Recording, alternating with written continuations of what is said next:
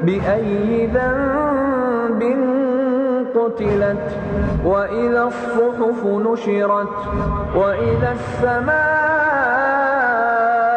كشطت وإذا الجحيم سعرت وإذا الجنة أزلفت.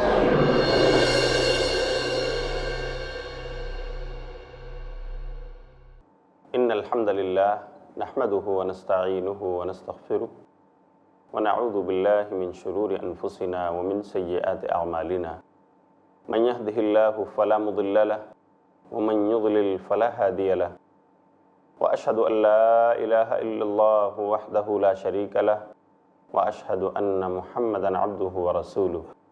يا أيها الذين آمنوا اتقوا الله حق تقاته ولا تموتن إلا وأنتم مسلمون. يا أيها الناس اتقوا ربكم الذي خلقكم من نفس واحدة وخلق منها زوجها وبث منهما رجالا كثيرا ونساء واتقوا الله الذي تساءلون به والأرحام إن الله كان عليكم رقيبا. يا أيها الذين آمنوا اتقوا الله وقولوا قولا سديدا يصلح لكم أعمالكم ويغفر لكم ذنوبكم ومن يطع الله ورسوله فقد فاز فوزا عظيما. أما بعد، قال الله تعالى في القرآن المجيد: أعوذ بالله من الشيطان الرجيم، بسم الله الرحمن الرحيم. ولا يغتب بعضكم بعضا أيحب أحدكم أن يأكل لحم أخيه ميتا فكرهتموه واتقوا الله إن الله تواب رحيم. سبحانك لا علم لنا إلا ما علمتنا إنك أنت العليم الحكيم. محترم ناظرین کرام اور معزز خواتین اسلام، آدم علیہ السلام کی بیٹیاں، یہ سیریز لے کر آج میں پھر حاضر ہوا ہوں. لیکن میں آپ کو بتلا دوں کہ آج کی یہ نشست اس سیریز کی آخری کڑی ہے. یہ آخری نشست ہے جس میں ہم آپ کے سامنے کچھ باتیں عرض کریں گے، اور ہم یہ امید رکھتے ہیں کہ آپ نے اس لمبی سیریز میں ضرور آپ نے کچھ سیکھا اور سمجھا ہوگا، اور آپ اسے اپنی زندگی میں اتارنے کی کوشش کریں گے. ہم اللہ سے یہی دعا کرتے ہیں کہ اللہ جو بھی کچھ خوبیاں ہیں جو ایک انسان میں ہونی چاہیے، اللہ تعالیٰ وہ خوبیاں آپ میں پیدا فرمائے، اور جو کچھ خامیاں ہیں جو ایک انسان میں ہوا کرتی ہیں، اللہ تعالیٰ ہمیں اپنے آپ کی اصلاح کی توفیق عطا فرمائے اور ہمیں ان سے دور رہنے کی توفیق دے. میں نے آپ کو پچھلے ایپیسوڈ میں بتایا تھا خواتین کی خامیاں. اس ضمن میں ہماری بات چل رہی تھی غیبت کے تعلق سے کہ غیبت خواتین جب جمع ہوتی ہیں تو عام طور سے دیکھا جاتا ہے کہ ایک دوسرے سے کسی کی بات کرتے ہوئے نظر آتی ہیں. اور یہ بہت مشہور ہے کہ اگر دو چار خواتین جمع ہوں پھر وہ کسی کے بارے میں بات نہ کریں، خاموش بیٹھی رہیں، یہ بڑے تعجب کی بات ہے. لیکن محترم ناظرین، مجھے معاف فرمائیے گا، یہ معاملہ اب صرف خواتین تک محدود نہیں رہا. ہمارے معاشرے میں یہ چیزیں ہمیں بداہتاً نظر آتی ہیں کہ بہت سارے مرد حضرات بھی اس برائی میں ملوث ہیں، اور غیبت کرتے ہوئے بہت سارے دوستوں کے درمیان انہوں نے دراڑیں پیدا کر دی ہیں، بہت سارے پڑوسیوں کے درمیان جھگڑے لگا دیے ہیں، بہت سارے جوڑوں کے درمیان تفرقے کی بات آ گئی ہے، صرف اس لیے کہ بہت سارے بھائیوں نے غیبت کا رول ادا کیا ہے. اس لیے اس سے بچیے. نبی صلی اللہ علیہ وسلم نے اپنی احادیث میں بھی اس سے بچنے کی تلقین فرمائی ہے. خود اللہ رب العالمین نے مردار کا گوشت کھانے کی بات کہی ہے. اگر کوئی غیبت کرتا ہے تو گویا مرے ہوئے بھائی کا گوشت کھاتا ہے. یہاں پر ایک چیز میں آپ کو اور بتا دوں کہ غیبت سے ملتی جلتی ایک برائی یا ایک خامی اور بھی ہے جو ہمارے معاشرے کے مرد اسی طرح خواتین میں پائی جاتی ہے، وہ ہے چغلی. کیا فرق ہے غیبت اور چغلی میں؟ شاید آپ کے ذہن میں یہ سوال ابھر رہا ہو.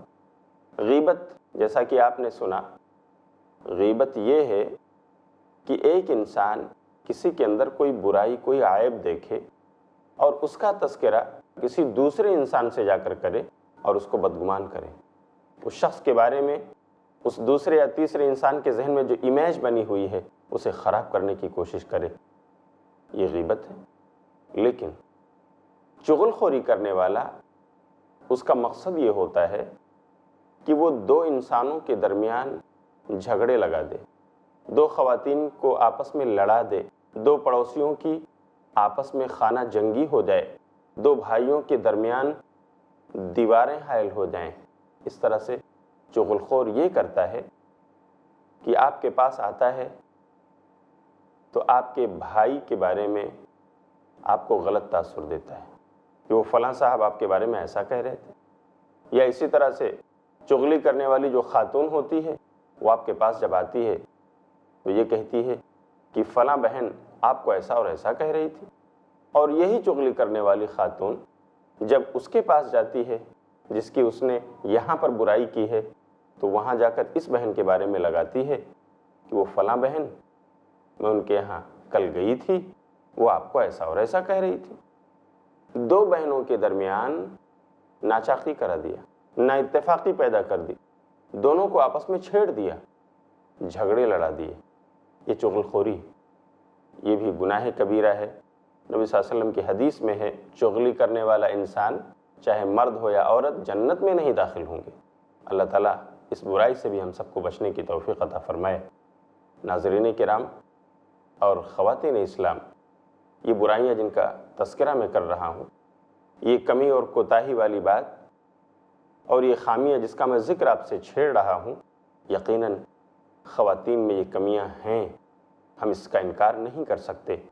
ہم اپنی ان بہنوں سے یہ گزارش کرنا چاہیں گے کہ جہاں پر بھی، جس گھر میں بھی اس قسم کی چیزیں پنپ رہی ہیں جو ایک سماجی برائی ہیں، چاہے وہ غیبت ہو یا چغلی، جس کی وجہ سے سماج اور معاشرے کا امن بگڑتا ہے، اس کی سلامتی تباہ ہو جاتی ہے، ایک گھر کے اندر رہنے بسنے والوں کے درمیان جھگڑے، نا اتفاقی اور ناچاقی ہو جاتی ہے، پاس پڑوس میں رہنے والوں کے درمیان جھگڑے اور لڑائی شروع ہو جاتے ہیں، صرف غیبت اور چغلی کی وجہ سے، اس کے بھیانک انجام کی وجہ سے۔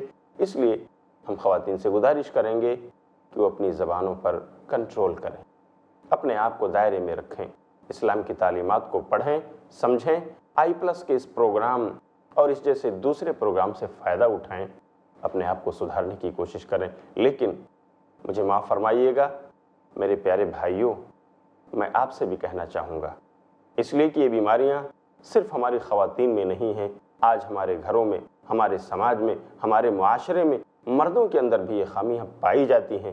اگر آپ بھی اس کی زد میں ہیں تو اپنے آپ کی اصلاح کرنے کی کوشش کیجیے، اللہ اس کی توفیق عطا فرمائے۔ ایک اور خامی جس کا ذکر میں اس ایپیسوڈ میں کرنا چاہوں گا کہ خواتین اسلام، ہماری مائیں اور بہنیں، اگر ان کے کسی عزیز کا انتقال ہو جائے، کسی بھائی کا، کسی بیٹے کا، کسی نور نظر اور لخت جگر کا، کسی بیٹی کا، یا والد گرامی یا ماں کا، اعزہ و اقربا میں سے اگر کسی کا انتقال ہو جائے تو خواتین صبر نہیں کر پاتی ہیں، وہ نوحہ و ماتم کرنے تک آ جاتی ہیں، چیخ و پکار اور ہائے وائے کی آوازیں کرتی ہیں۔ تو نوحہ و ماتم کرنا، کسی عزیز کی وفات پر چیخنا، چلانا، گریبان پھاڑنا، بال نوچنا، ہائے وائے کی صدائیں بلند کرنا، میری بہنوں، یہ اسلام کا طریقہ نہیں ہے۔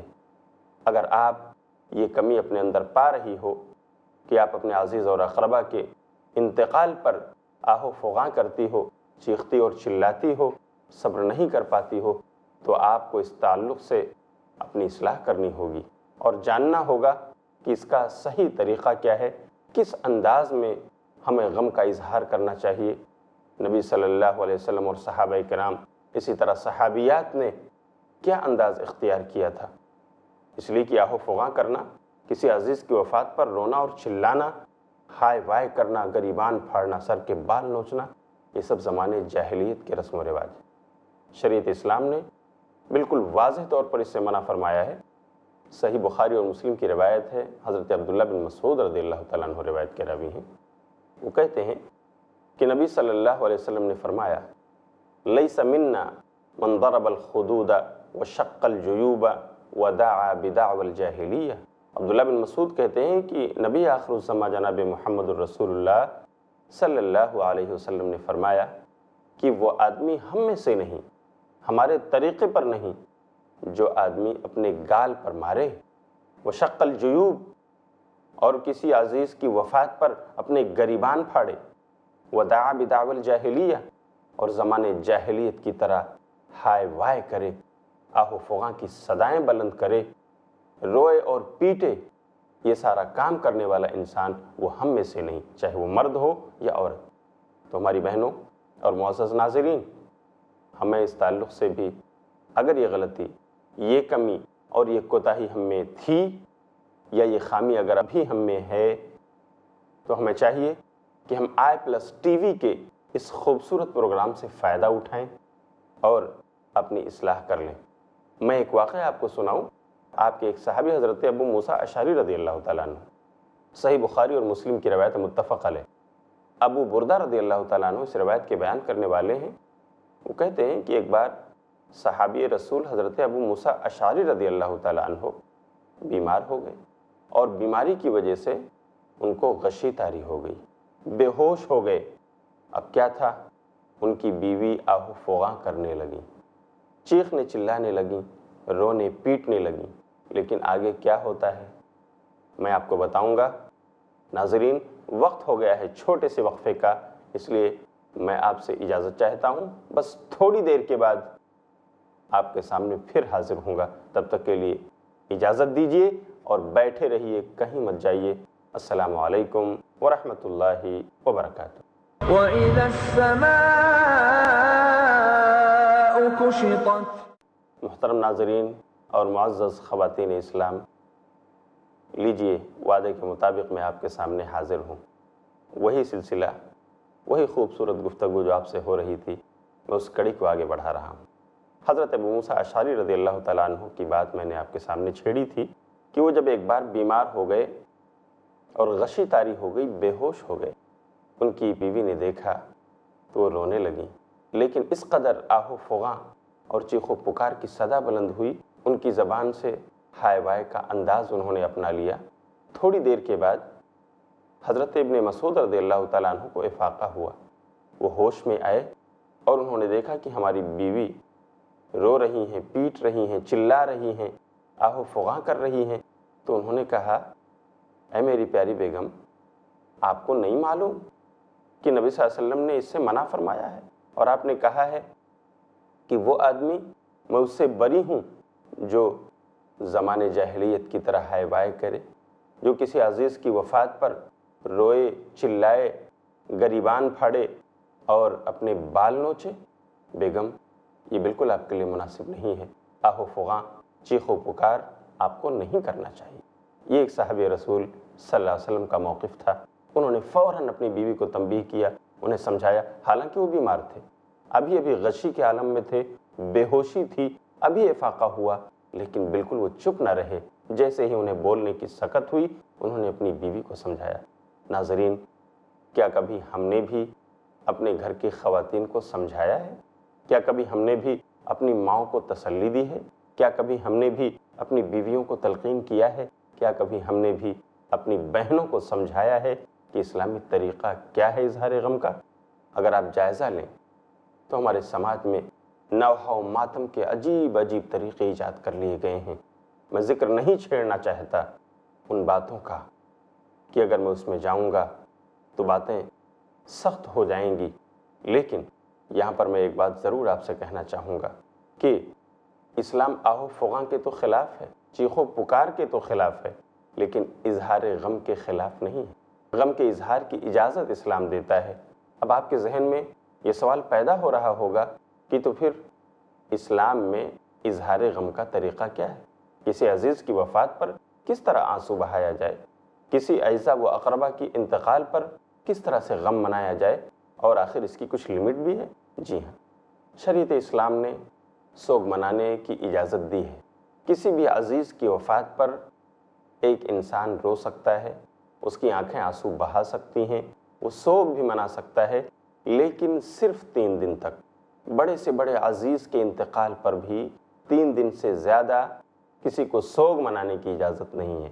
ہاں، اسلام میں ایک شخصیت ہے جس کو اللہ نے 3 دن سے زیادہ کی بھی اجازت دی، اور یہ وہ خاتون ہے جس کا شوہر انتقال کر جائے تو وہ اپنے شوہر کی وفات پر سوگ مناتے ہوئے 4 مہینے 10 دن تک عدت گزارے گی، یعنی وہ سوگ منائے گی، غمزدہ رہے گی۔ صرف پوری اسلامی تاریخ میں آپ دیکھ لیں، نبی صلی اللہ علیہ وسلم نے اگر کسی کو اجازت دیا ہے 3 دن سے زیادہ کہ وہ سوگ منائے تو وہ ایک خاتون ہے جس کے شوہر کا انتقال ہوا ہو، جو متوفی عنہا زوجہا کہی جاتی ہے۔ صرف وہ 4 مہینے 10 دن اپنے شوہر کی وفات پر غم منا سکتی ہے، سوگ منانے کی اجازت ہے، عدت گزارنے کا حکم ہے۔ اس کے علاوہ دنیا کے کسی بھی انسان کو بڑے سے بڑے عزیز اور قریب کی وفات پر بھی 3 دن سے زیادہ کی اجازت نہیں، یہ لمٹ ہے جو اسلام نے سیٹ کی ہے۔ دوسری بات، غم کے اظہار کا جو اسلامی طریقہ ہے وہ یہ ہے کہ انسان آنسو بہائے، اس کی آنکھیں روئیں، لیکن وہ اپنا گریبان نہ پھاڑے، اپنے بال نہ نوچے، وہ ہائے وائے نہ کرے۔ نبی صلی اللہ علیہ وسلم کی بیوی حضرت خدیجہ کا بھی تو انتقال ہوا، کہ آپ نہیں روئے؟ آپ کے پیارے چچا حضرت حمزہ رضی اللہ تعالیٰ عنہ شہید ہو گئے، کہ آپ کو غم نہیں ہوا ہوگا؟ یقیناً۔ بلکہ خواتین اسلام، میں آپ کو بتاؤں کہ حضرت خنسہ رضی اللہ تعالیٰ عنہ 4 بیٹے ان کے شہید ہوئے، آخر وہ بھی تو ایک خاتون تھی، لیکن کوئی آہ و فغاں نہیں، کوئی چیخ و پکار نہیں۔ جنگ قادسیہ میں جاتے ہوئے 4 بیٹے ایک ہی جنگ میں شہید ہو گئے، لیکن جب ان کے شہادت کی خبر ملتی ہے تو حضرت خنسہ رضی اللہ تعالیٰ عنہ کہتی ہیں، الحمدللہ الذی شرفنی باستشہادہم وارجو من ربی ان یجمعنی بہم فی مستقر رحمتی۔ اللہ کا شکر ادا کرتی ہیں یہ کہتے ہوئے کہ اللہ ساری تعریف تیرے لیے ہے، تو نے مجھے شہیدوں کی ماں بنا دیا، اور کہتی ہیں مجھے امید ہے اپنے رب سے کہ وہ ہمیں کل قیامت کے دن جنت میں اپنے ان شہید بیٹوں کے ساتھ جمع فرمائے گا، مجھے ان سے ملاقات کا شرف عطا فرمائے گا۔ یہ ہے اسلامی تاریخ کی ایک بہادر خاتون حضرت خنسہ رضی اللہ تعالیٰ عنہ۔ 4 بیٹوں کی شہادت کے باوجود کوئی چیخ و پکار نہیں، کوئی گریبان پھاڑنا نہیں، کوئی بال نوچنا نہیں، کوئی آہ و فغاں نہیں، صبر اور اللہ سے دعا۔ خواتین، آپ بھی اس انداز کا موقف اختیار کر سکتی ہیں، آپ بھی اس انداز میں اپنے آپ کو کنٹرول میں کر سکتی ہیں اگر کوشش کریں، لیکن غم کی وجہ سے اگر آنسو بہتے ہیں تو اسلام میں یہ منع نہیں۔ رونے کو تو ہمارے نبی بھی روئے ہیں۔ یہ واقعہ جو میں آپ کو سنانے جا رہا ہوں صحیح بخاری اور صحیح مسلم میں متفق علیہ روایت ہے۔ نبی صلی اللہ علیہ وسلم کی 4 بیٹیاں تھیں، زینب، رقیہ، ام کلثوم اور فاطمہ۔ بیٹیوں کے علاوہ آپ کے 3 بیٹے بھی تھے۔ ناظرین، کیا آپ کو معلوم ہے آپ کے 3 نرینہ اولاد بھی تھے؟ ایک ہیں قاسم، دوسرے ہیں عبداللہ، اور تیسرے ہیں ابراہیم۔ قاسم، عبداللہ اور ابراہیم، یہ 3 بیٹے بھی آپ کے تھے، لیکن اللہ تعالیٰ نے تینوں نرینہ اولاد کو بچپن میں اٹھا لیا، تینوں کا انتقال بچپن میں ہو گیا۔ میں آپ کو حضرت ابراہیم کا واقعہ سنانے جا رہا ہوں۔ حضرت ابراہیم جو ماریہ قبطیہ کے بطن سے پیدا ہوئے تھے، بچپنا ہے ان کا، بیمار ہو گئے۔ نبی صلی اللہ علیہ وسلم آئے، آپ نے دیکھا، ان کو اپنی گود میں اٹھا لیا۔ جانکنی کے عالم میں ہیں، ان کی تکلیف بڑھتی جا رہی ہے۔ نبی صلی اللہ علیہ وسلم نے دیکھا تو آپ کو رہا نہ گیا، ان کے درد اور تکلیف کو دیکھ کر آپ آنسو بہانے لگے۔ ایسے میں آپ کے قریب آپ کے ایک ساتھی حضرت عبد الرحمن بن عوف، جو عشرہ مبشرہ میں سے ہیں، جنتی صحابی، وہ بیٹھے ہوئے تھے۔ انہوں نے کہا، اللہ کے رسول، کیا آپ بھی صبر نہیں کر سکے؟ آپ کی آنکھیں بھی رونے لگیں۔ اللہ کے رسول، آپ کی آنکھوں میں بھی آنسوؤں کی برکھا آ گئی۔ نبی صلی اللہ علیہ وسلم نے کہا، عبد الرحمن، یہ فطرت کے تقاضے ہیں۔ عبد الرحمن، یہ فطرت کے تقاضے ہیں۔ رحم و کرم کا یہ تقاضا ہے کہ انسان کی آنکھیں آنسو بہائیں۔ میں بھی تو ایک انسان ہوں، یہ فطرت میرے اندر بھی ہے، اس لیے میری آنکھیں برس رہی ہیں، آنسو بہا رہی ہیں۔ لیکن آپ چلائے نہیں، آپ نے آہ و فغاں نہیں کیا، ہائے وائے کی آواز آپ نے بلند نہیں کی، آپ نے نہ گریبان پھاڑے، نہ بال نوچے، آپ نے اگر کچھ کہا تو یہ جملہ کہا۔ آنکھیں رو رہی ہیں، آنسو بہا رہی ہیں، اور آپ کی زبان سے یہ جملہ ادا ہو رہا ہے، العین تدمع والقلب يحزن وإنا على فراقك يا إبراهيم لمحزونون ولا نقول إلا بما يحب ربنا ويرضاه۔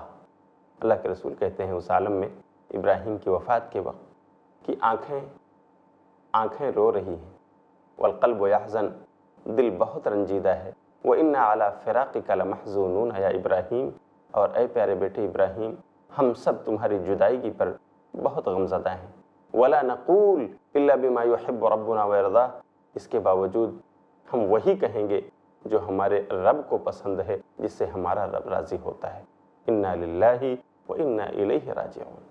اس کے علاوہ آپ نے اپنی زبان سے کوئی چیخ و پکار کی صدا بلند نہیں کی۔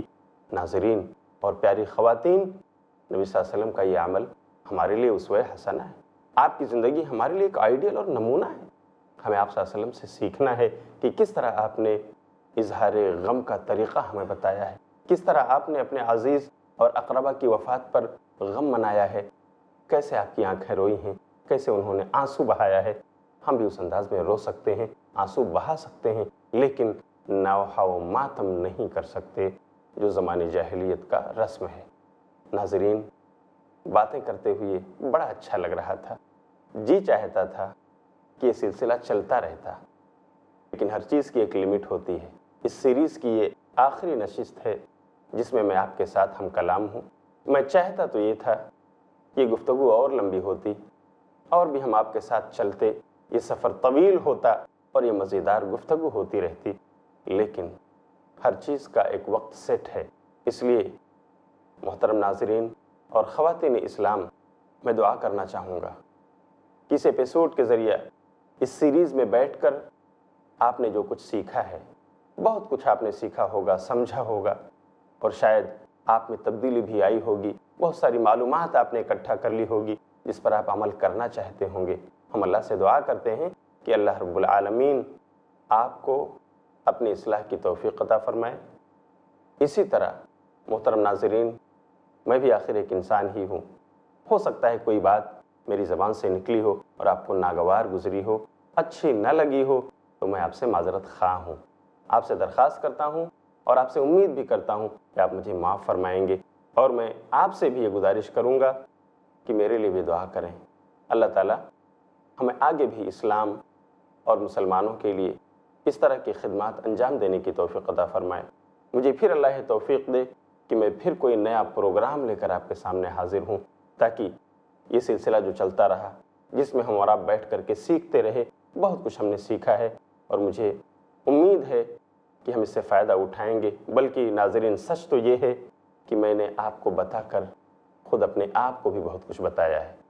میں نے آپ کے ساتھ بیٹھ کر خود بہت ساری چیزوں کی اصلاح جو ہمارے اندر کمیاں تھیں ہم نے کرنے کی کوشش کی ہے۔